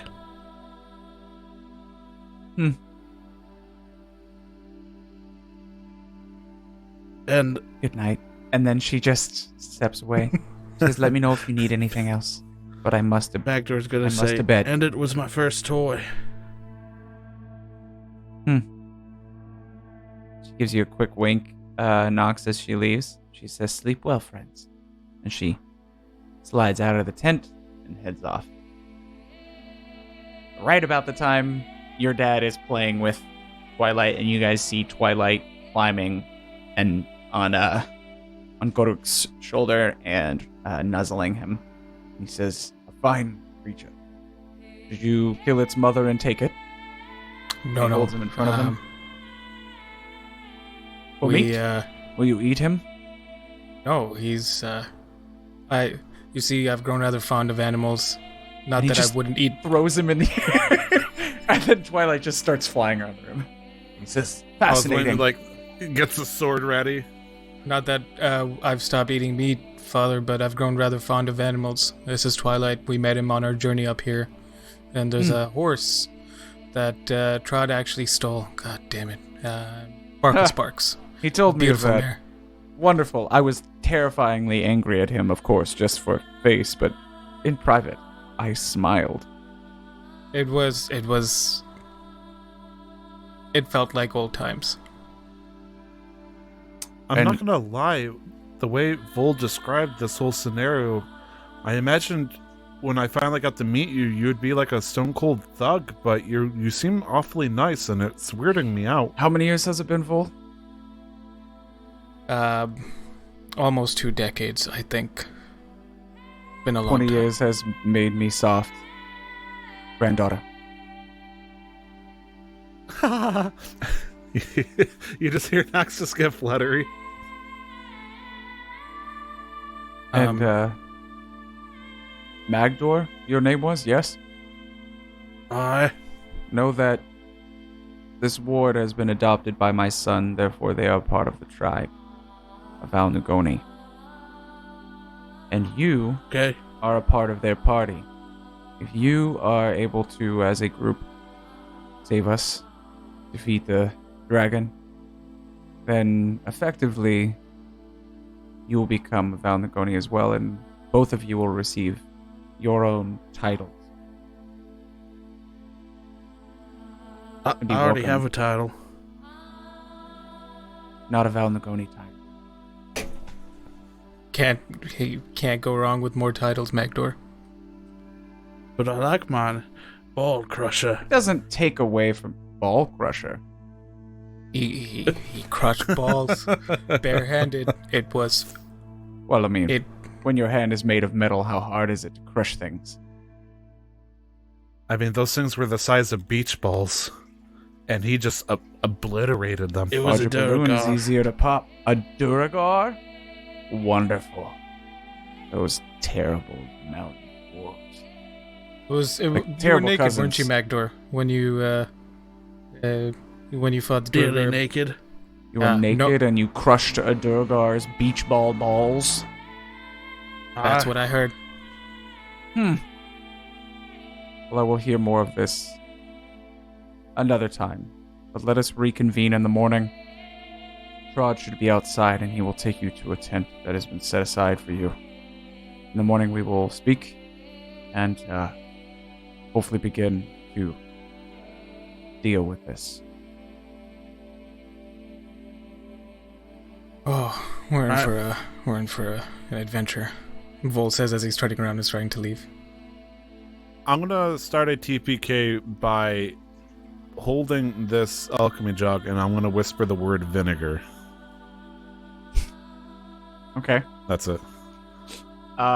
Make a stealth check to make sure that it is not heard by anybody, because it is a pretty closed space.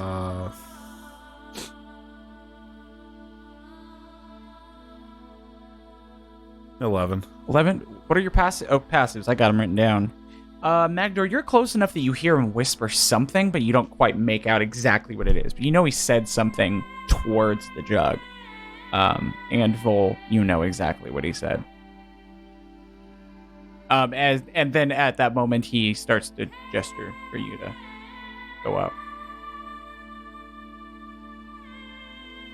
I'm gonna head out, and as I do, I'm gonna turn around and say, "Can I have a drink now?"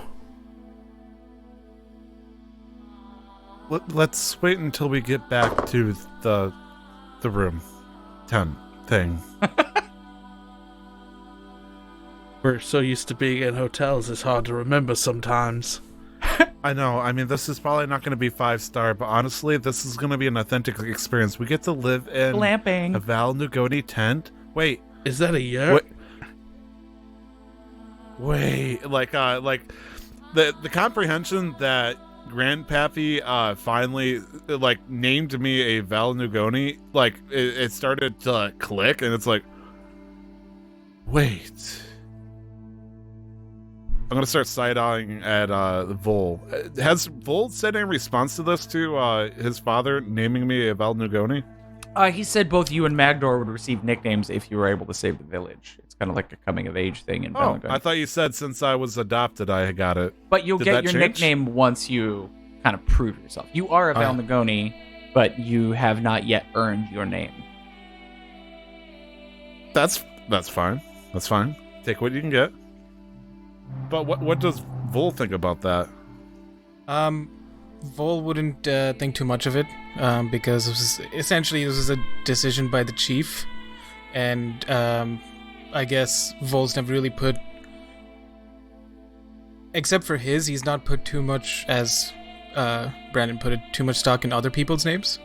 So to Vol, not to take away from the pleasure that Nox might be feeling, he didn't think too much of it. This just seems like matter of business. It made sense to him. All right, my ward finally come home, or makes sense that, now that my exile's been lifted, you're given the name. Okay. That's it. So I look at Trod and I go, Uncle Trod. For some reason, I love the idea of calling him Uncle Trod. So how did it go? I didn't hear weapon clashes, so I assume amiably? I didn't even realize the shaman was in there. Yeah, me neither. Skywatcher's always been a little sneaky. But no, it went... Always watching. Don't tell her I said this, better but than sometimes it's a expected. little creepy. creepy. I don't understand it. Why When can't she you just appears walk behind around? him and says, It's okay. "What's She creepy, throws Sonny?" bones and kills small animals and reads their intestines. It's all very odd to me. As long as it She helps like the the- village, it's not our place to try and understand it. Did she say anything Is to she you? like the teacher from Invader Zim? I didn't watch Invader Zim. Okay, I'm sorry. I'll shut up. She said that. I'm having a hard time believing it, but she said that I'm the one. It was prophesied, she foresaw that I would be the one to come home and save the village. Sweet. Good. I'm glad that it fits in line. She's not usually wrong. So. But could we... Would you be joining us whenever we decide to take action? I will have to. I don't know if Father made it evident, but our ability to provide for those who are non-combatants at this point, despite the fact that most people can fight, frost giants and dragons are another thing, so we can't stray too far from the village. Well, we can't stray too far from this place. It's not home, but we will rebuild. Understood. I'm sure whatever plan we come up with, the village will help in any way they can. But if it means to protect those while they can and you can't join... Yes, we can provide supplies and food if you need it for a journey, or if you need to climb, we have climbing supplies. Well, we'll figure this out in the morning. Yes, it is late. Before we sleep, I do want to do one quick thing. I'm going to pull out my stones and send a message to Sibsian. Okay. Magic stones. Okay. Yeah. I was like, damn, Brandon, come on. Trying to keep this PG-13. We're about to fight a dragon. Is there anything you can do to help us? Why in God's name are you fighting a dragon? And that's that's it for the only today. message you can send for today. Sweet. And then at that point, he gestures towards a tent and pulls the flap up, and he says, "This is for you. The fire has been stoked. There is some food in there for you to eat before going to sleep. We will wake you in the morning when it is time to convene." Understood. It's good to see you, Trod. Likewise, brother. Bull's gonna duck inside. I follow him behind, so good night. Same to you, Mr. Dwarf. I look at Trod expectantly. Nox does, rather. Oh, right, the hug thing. And he puts his arm out as he holds it up and puts his arm over you and just, like, pats you. And he's like, "Am I doing it right?" Yes. Think of it like a grapple without actually wanting to... Like, you want to hold them in place without crushing them. Oh. Okay. I am patting. Pat. Okay. And he, pushes you forward and he says, "Go to sleep now." Okay. Okay. Okay, senpai. And with that, you were all three in there. Is there anything you want to do before you go to sleep? It is cozy. It is the alchemy warm. jug right over to the Magdohr. Vol's Don't drink tonight. not gonna say anything. Because he knows what's about to happen. Instead, he's just gonna spend some time eating, cleaning himself a little bit, and then going to bed and just hanging out with Twilight. I want you Not to really make saying a history check with disadvantage, Magdohr. And while he does that, I'm going to go, Magdohr, I'm going to make this very clear. You are not to drink this tonight. I don't trust that shaman lady. I rolled a Jeez. 9. You don't remember what this cork opens. But it could be ale. It's just been a while since you've used it. For some reason, you can't remember exactly which cork you used for the ale. It's been going to like see 3 hours. I'm going to see if I listen to what Nox said. Okay, make Oh, a... Oh. You can't read lips, can you? No. I Yeah. was just saying Magdohr as a character, would he listen to what Nox said? So I was going. Like I what did a Nox wisdom just- saving yeah. throw. what Nox yeah. just said. You absolutely listen to Nox, but I mean, you can hear Nox what they say. No. I mean, like, if I take Nox's advice, because Nox said don't drink from this, he doesn't trust her. That's your call. So Absolutely. yeah, so I rolled a 23, so he's gonna listen to Nox. Okay. He's gonna say, he's gonna be like, yeah, probably right. And before he goes to bed, he's going to dump out the rest of his iron coins and make a second hand, similar to the first, but not autonomous. This one doesn't move by itself. Right. And that's what I do, and then I go to bed. Okay. And Nox, what do you prefer to go to bed? I'm gonna look at Vol and get his attention. How are you attempting to give Vol's attention? I think they would sit on the edge of the bed, look at you attentively, and then kind of do the hem kind of thing. So think Professor Umbridge. Okay. Yes. You and I need to talk. About?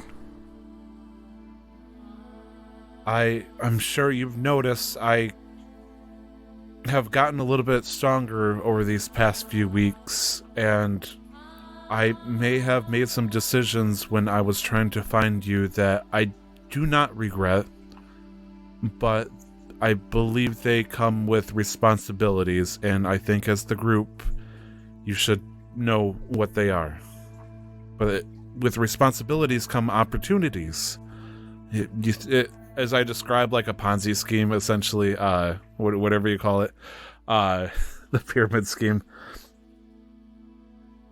And if Nox would have done like a pyramid scheme description, the more you would have been talking about it, the more you would see sort of like Vol's eyes like glaze over as you either lost him or you like just stop paying attention. And so you see, if I sell 10 vacuums, I get one free, and I sell that for a price. No, you don't say. Vol, I am I don't know what the term would be, a paragon, if you will, of, I call her mother, but I suppose you would know her as the Raven Queen. Your Magdohr's tinkering stop for a second, and then continue on. Oh shit, you're still awake. Would Vol know the Raven Queen? Make an Arcana check. It's You'd possible. take a religion check. Arcana or religion. I mean, honestly, it's the same sort of thing. Pantheons, because she is a deity of very high arcane energy. So, to be fair, for Vol, it's an intelligent. Yeah, my modifier's the same. Way. So, like, regardless, I rolled Arcana, but if it was religion or intelligence, I got an 8. An 8? You've never heard of her. Raven Queen. Which is exactly what Nox is hoping for. Is the Raven Queen strong? She's very strong. She helping you learn your magic better?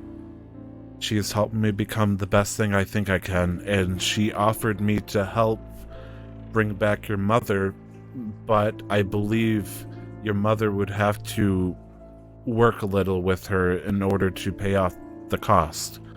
But I need to speak with her to get further details on that, just in case this whole other magical sword heals life thing you got going on over there with Destiny.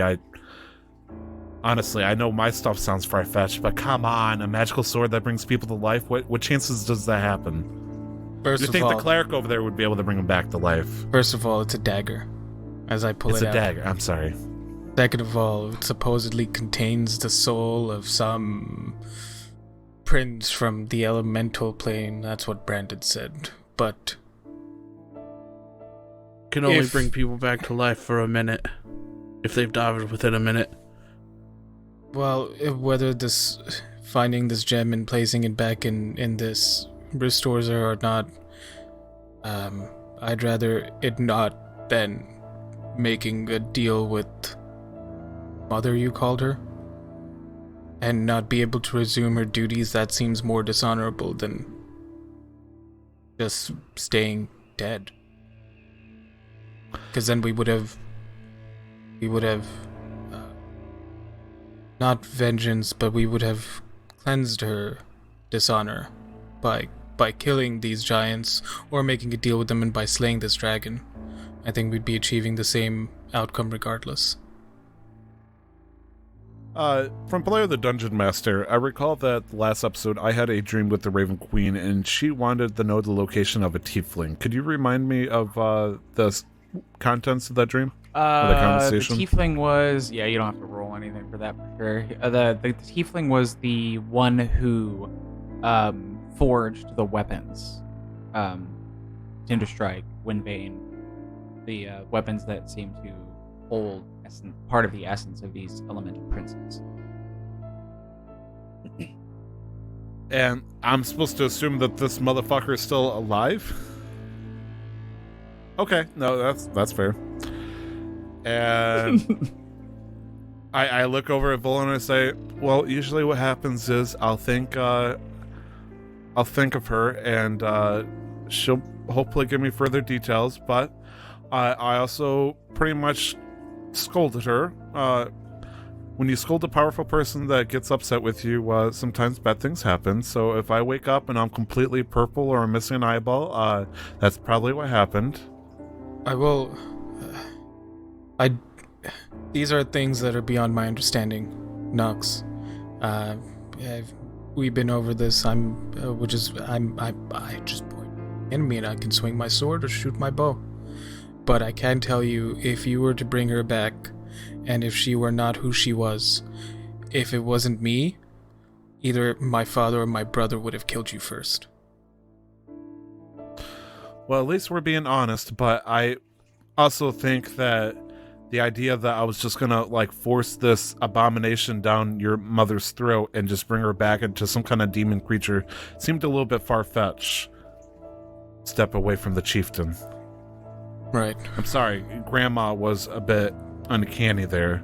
It was like I was holding a potion that turned her into a llama or something. Well, at this point, she'd be your great-grandmother. Oh. Okay, yeah, that's true. She's great-grandma. Wow, Vol, you knew that? Yeah, is it odd to know who your parents' parent is? Apparently.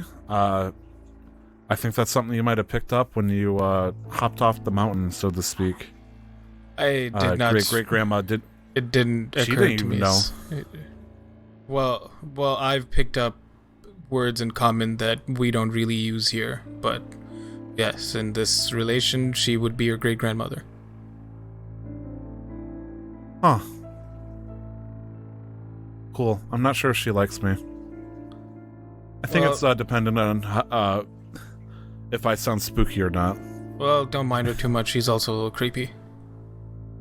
Don't tell her I said that makes that. two of us. I look around for shadows in the corner. We'll decide what to do in the morning and how we want to go about this. And Vol's saying this as he's starting to put things away and maybe feed Twilight something, grab a little bite for himself to eat, and then he sits down.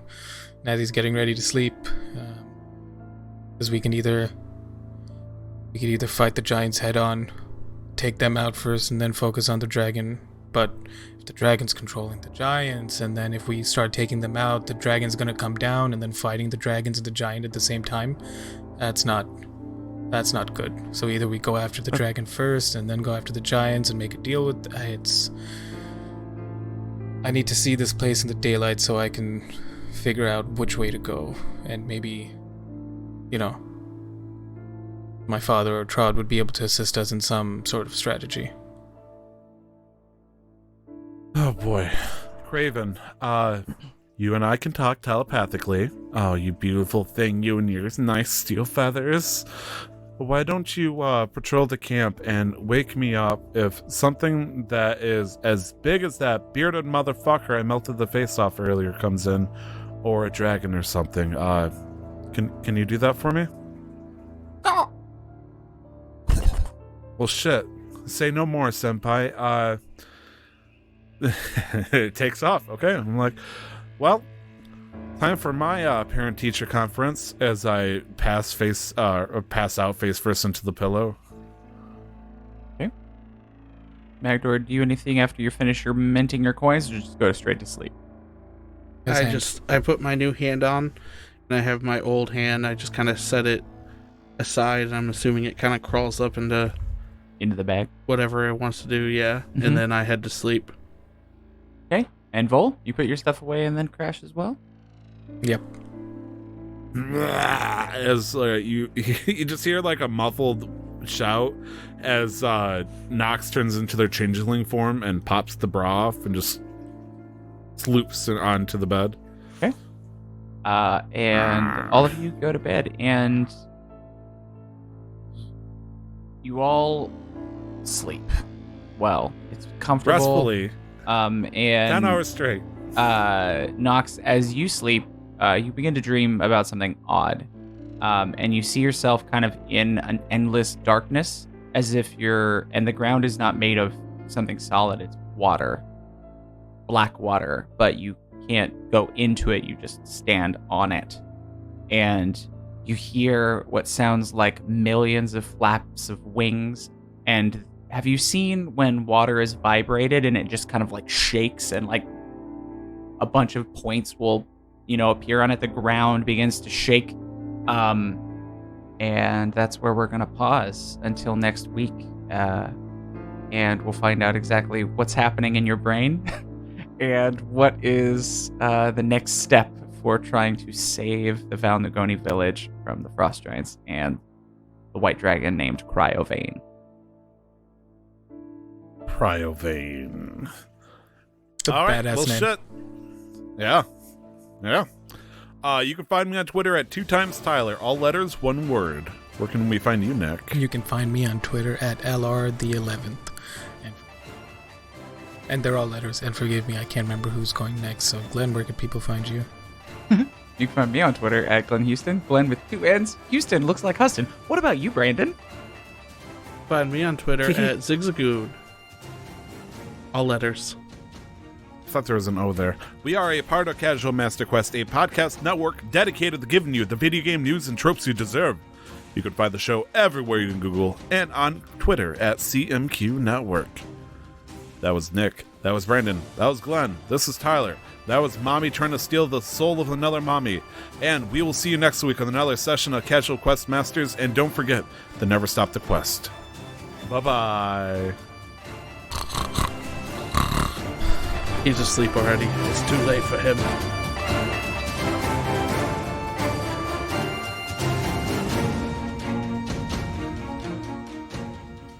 Thanks for joining us for today's episode of Casual Quest Masters.